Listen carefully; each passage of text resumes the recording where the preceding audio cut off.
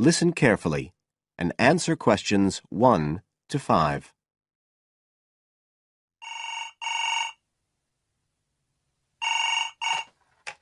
Hello?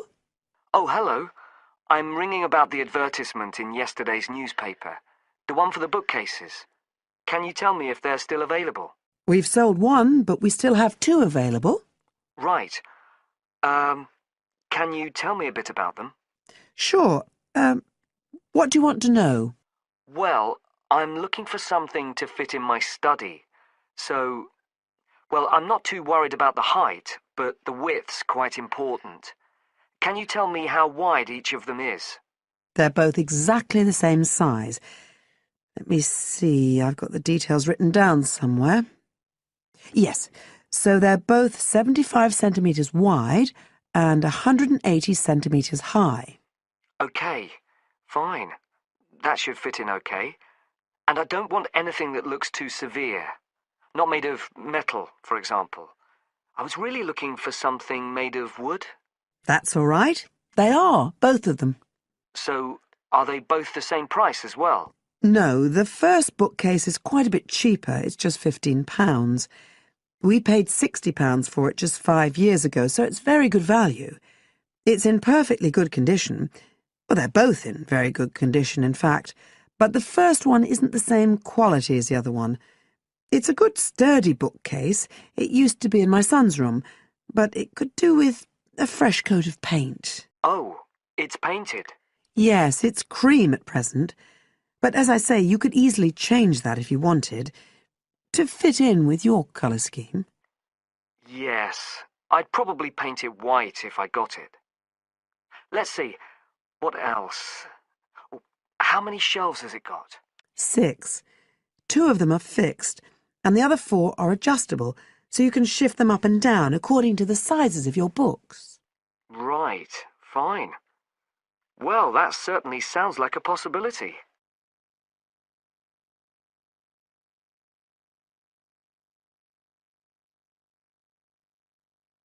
Now listen and answer questions 6 to 10.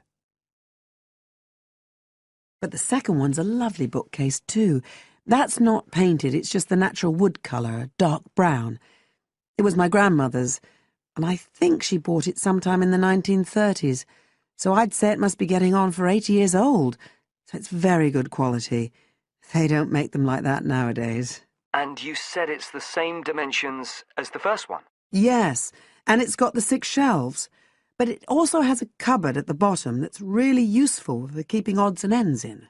Right. Oh, and I nearly forgot to say, the other thing about it is it's got glass doors, so the books are all kept out of the dust. So it's really good value for the money.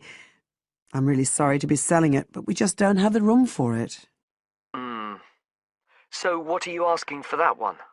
£95.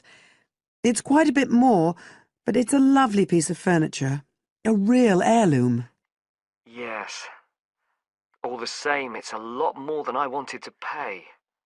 I didn't really want to go above 30 or 40. Anyway, the first one sounds fine for what I need. Just as you like.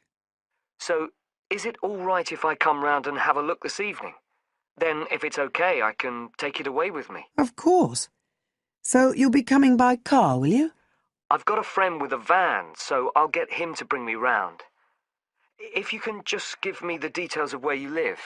Sure. I'm Mrs. Blake. Blake? That's right. And the address is 41 Oak Rise. That's in Stanton. Okay. So I'll be coming from the town centre. Can you give me an idea of where you are? Yes. You know the road that goes out towards the university? Yes.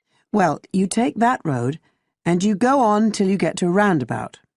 Go straight on, then Oak Rise is the first road to the right. Out towards the university, past the roundabout, first left. First right. And we're at the end of the road. Got it. So I'll be round at about 7, if that's all right. Oh, and my name's Connor. Connor Field. Fine. I'll see you then, Connor. Goodbye. Goodbye.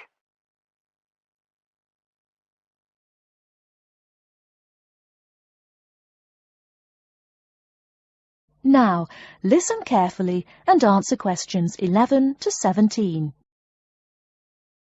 Hi everyone and welcome to Sydney Airport. Today I'll be giving you the inside information on the day-to-day operations of the Australian quarantine service here. We hope to provide you with a better understanding of why such heavy security regulations are necessary by educating you on how we operate and why we do the things we do. We're not here to try to persuade you to fly through Sydney Airport, though we hope you'll find your experience relatively stress-free and comfortable. First things first, our personnel.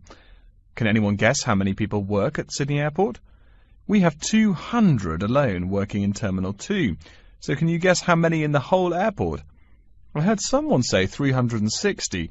That's getting closer. What? Did someone say 2,000? That's way too high. Sydney Airport actually employs 440 people. A lot, right? And about half of those employees work in security-related matters. Moving on to our not-so-human employees, let's come and see our favourite pooch, Milton. Milton is our best drug-sniffing dog on the force. He's friendly to most people. You can even come pet him at the end of our tour. Burnouts, beware though. He'll find everything. Notice that even though there are so many of us around him, Milton stays quite calm. This is the precise reason he was chosen for the job. Dogs that are chosen are not predisposed to sniff out different narcotics. That's something we teach them already. So here's a part of the airport most people never notice, the cargo transport terminal. This is where packages are shipped to and from. Normally we ship around 4,400 packages per month. In this airport alone, over 52,000 packages were shipped in and out over the past year. We ship to and from 170 different countries. Not bad, eh? Probably it will go up to over 72,000 packages this year. And despite over 100 flights in and out of here daily, the number of lost or delayed packages is impressively low. If you send your package through here, rest assured we'll get it where it's going. Let's move on to the area most of us are familiar with, the passenger terminals. In order to be allowed into this area, you must pass through security with your ticket and, if you're travelling internationally, your passport. If you're travelling domestically, you just need a legal form of ID. If you don't have those, you will not be allowed to pass through security and board your flight. During the security scan, your carry-on items will be checked for dangerous items such as weapons, sharp objects, and liquids that exceed our specified limit. If you attempt to pass any of the prohibited items on this list posted at the entrance, you are still allowed to board the plane, but you'll be given a warning and your item will be confiscated. Don't worry, we will not arrest you for having too much shampoo in your bag or anything like that. We also search your carry-ons and parcels for any perishable items. We prohibit the transportation of local vegetation and prohibit parcels containing any insects in them. You may or may not have learnt about this in biology class, but when some plants are introduced to a new environment, they spread wildly and wipe out the current species around it.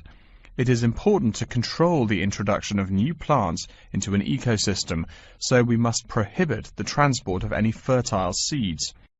So what happens to parcels containing possibly suspicious items? It's of course something we do not take lightly here. If an object passes through the scanner that appears suspicious in any way, it is separated out for manual search by a member of our trained security personnel. If an illegal plant or simple sharp object like a pocket knife is found, it is simply disposed of in our biohazard waste containers, and the package itself is returned to the sender, or passenger if it is for a passenger flight. More serious weapons are reported to higher authorities for investigation.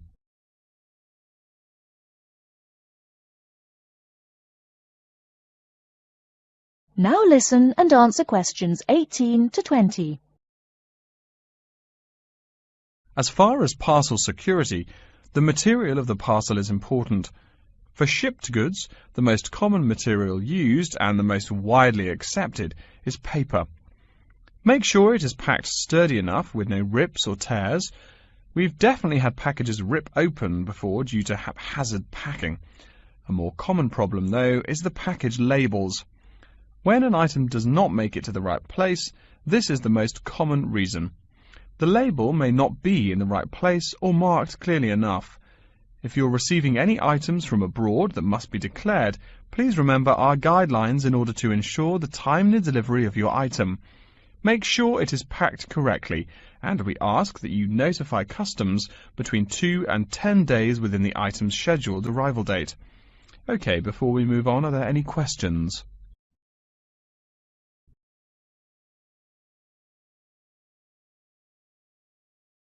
Now listen carefully and answer questions 21 to 25. Welcome to Orientation Week. Today I am here with the captain of our school's women's gymnastics team. Her name is Elizabeth Rain, and she is a fourth-year student. I hope you can all see her as an example of a responsible student and athlete, a role model for everyone. Hi, Elizabeth. Thank you for stopping by our Orientation Week. Thank you for having me. Welcome to our university, everyone. If there are any of you thinking about joining our school's athletic program, I would strongly encourage you to do it. Being a part of the gymnastics team has been one of my best experiences during my time at this school. It has taught me so much about teamwork and friendship, and has even taught me how to improve my academics by prioritizing my time. I have some questions that I am sure the students will want to know the answers to as well. First of all, how did you find the time to do well in classes as well as train for gymnastics? Prioritizing is the key. You must be very organized. Every day I wake up and I know what I must do for the day. I plan things in order of importance. For example, if today I have a competition for gymnastics in the afternoon, then I know I have to finish my homework and studying in the morning. In other words, keeping an organized schedule of your priorities is very important. Can you explain to the students a little bit about your study habits? Well, I usually try to take classes that I'm interested in. This way, I have no excuse not to study because I chose the classes out of my own preference. I separate my study time by class. For example, if I have 5 classes for this semester, I will study for 1 class a day from Monday through Friday, and then review for all of them on the weekend. I won't try and study for all 5 of my classes at one time. It is too hard to do that, to remember everything and not feel like you are going crazy. It is very important to focus the time that you set aside for studying. I do not study with the television on. I try to keep away from all distractions, because I find that I learn better that way. But of course, how each individual will study depends on each person.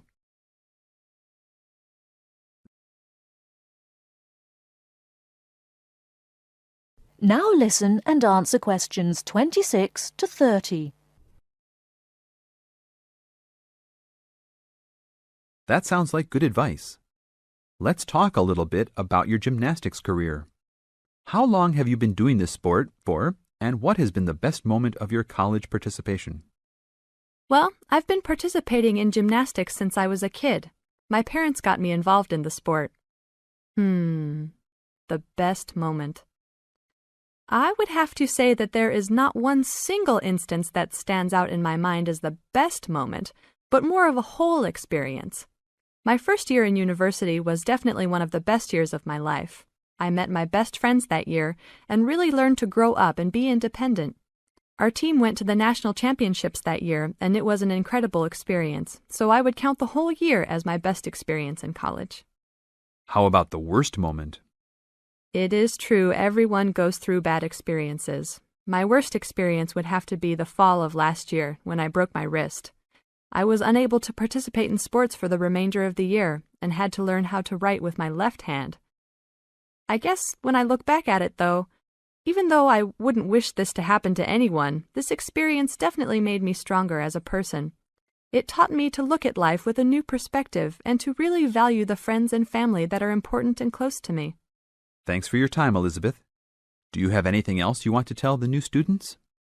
Just have a good time. Don't stress out too much, but be responsible for your actions. Work hard and play hard. That's my motto for life.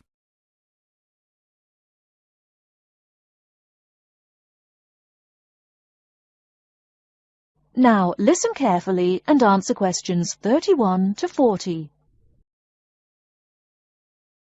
Good morning.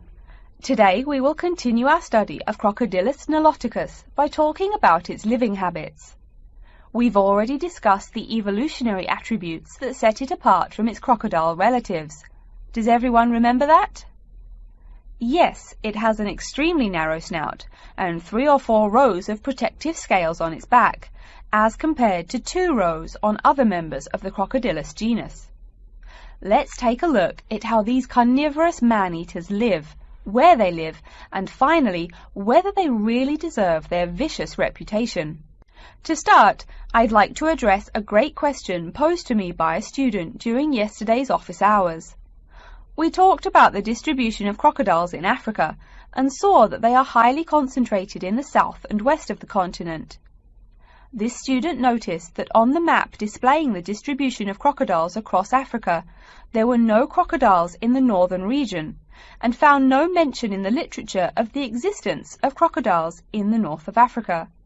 Why might there be no crocodiles in North Africa? Let's save this question for later in the lecture. To find out more about the social habits of the African crocodile, one researcher named Tara Shine of the University of Ulster in Northern Ireland conducted a survey of the wetlands in Mauritania and received reports of 46 crocodiles living in one group, or float as we say when referring to crocodiles, though the usual number is a little less than half of that. In general, crocodiles are more highly concentrated in wet subtropical environments near bodies of water and rich vegetation. While South American crocodiles thrive in cool rainforests, the African crocodile is more equipped for heat. Though they can survive at the hot temperatures found in some deserts, they are not equipped to handle dry climates and thus cannot survive in places like the Sahara Desert of North Africa. As cold-blooded animals, crocodiles' core temperatures fluctuate from their average of 38 degrees Celsius as external conditions change. Thus, they need to avoid extreme temperatures. Others live an underwater life, keeping a body temperature close to that of the water. As their own unique method of regulating their body temperatures, some African crocodiles have made dens by digging holes in the ground to provide themselves with a cool, dark place to retreat from the hot African sun. Speaking of the hot African sun, let's go back to the question asked at the beginning of the lecture. We know that there used to be crocodiles in northern Africa, yet today there are none. What are some possible explanations for this? Some students have suggested that the African crocodile has evolved from a desert creature into a wetland creature, thus causing them to migrate south for more appropriate conditions. Others presume that the crocodile was hunted out of northern Africa by a fiercer predator. While these are intelligent guesses, the real story is a little bit different. The key to this migration is that the Sahara Desert did not always cover the north of Africa. About 8,000 years ago, the land was fertile wetlands, perfect for breeding crocodiles. Over time, though, the area dried out and the wetland slowly turned to desert, leading the African crocodile to migrate south to the marshlands they call home today. Some crocodiles did, however, adapt to living in dry conditions. In Mauritania, some crocodiles have learned to survive in an area where they can go up to 8 months with no water, by spending the driest of times in what's called a torpor, or short period of hibernation. To utilize every bit of rainfall, these desert crocodiles dig underground caves that collect runoff, thus staying cool and hydrated. During the mating period in November and December, males attract females to their viciously protected territory through a number of behaviors that range from snapping their jaws all the way to sending infrasonic pulses through the water. Afterwards, the female digs a hole up to 60 centimeters in depth to store the eggs for an 80-day incubation period. The female protects these eggs during the period, and sometimes even helps crack the eggs with her snout at the end. These teeth-gnashing carnivores are softer than we think. Although these vicious creatures have attacked humans on a few occasions, the residents are not afraid of them. In fact, they show a great deal of reverence towards these wondrous creatures. Some say that crocodiles bring water to their habitat, so if they leave, they will bring the water with them. Obviously, this is not true, but it demonstrates the admiration the inhabiting people have for crocodiles. Generally, crocodiles do not predate on humans. They attack when humans populate the crocodile's habitat, instilling fear and uneasiness in the crocs. Like any other species, crocodiles are known to attack when feeling fear. There's still a lot more to be discovered about the African crocodile. Researchers want to know more about the population size, how many crocodiles inhabit Africa in all, how they form separate floats, etc. There is still also much to learn about migration patterns and relations to other populations of crocodiles now found in other parts of the world. Next time, we'll examine a few specific case studies of crocodile populations in southern Africa.